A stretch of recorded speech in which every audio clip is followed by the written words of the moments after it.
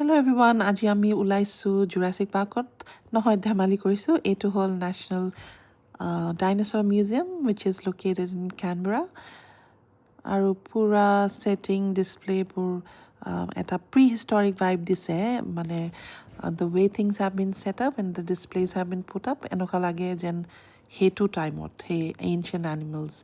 আৰু you know those extinct animals or times ওতে আমি আছো আৰু যিহেতু ইয়াত এতিয়া ক্ৰিসমাস টাইম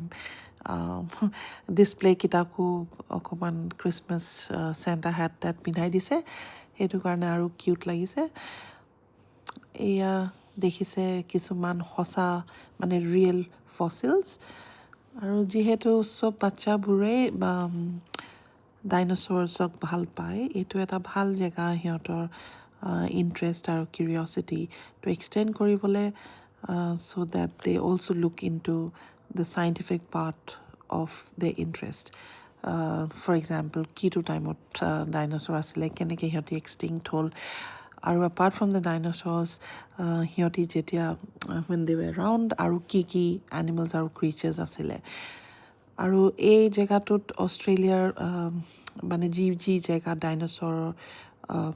ফসিলস পোৱা গৈছিলে বা ইহঁতৰ বোনছ পোৱা গৈছিলে হেতু ধুনিয়াকে হিহঁতি ট্ৰেস কৰি ইনফৰমেশন প্ৰভাইড কৰিছে আৰু what is interesting is Canberra যেটো জেগাত এটো মিউজিয়াম আছে ক্যানবেৰাত বহুত ফসিল পোৱা গৈছিলে সেইকাৰণে ভাবি আচৰিত লাগে যে যেটো জেগাত আমি আজি মিউজিয়ামত ফুৰিছো millions of years ago এটো জেগাত ডাইনোসৰ বিলাকে ঘূৰি ফুৰিছিলে এটো এটা ৰিয়েল ফসিল এটো স্পাইডাৰৰ ফসিল হয় আৰু বিৰাট ডাঙৰ স্পাইডাৰৰ সাইজটো আছিল আৰু তেনক apart from these things aru bahut as I said dinosaur batiyo belek bahut animals of fossils aru flora and fauna prints bur ase sok and a little picture about how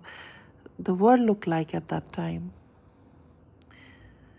এইবোৰ display আৰু বাহিৰত বাচ্চাবোৰৰ কাৰণে এটা ডাইনোসৰ theme পাৰ্কো আছে So overall a great experience. Hope you enjoyed. Bye bye.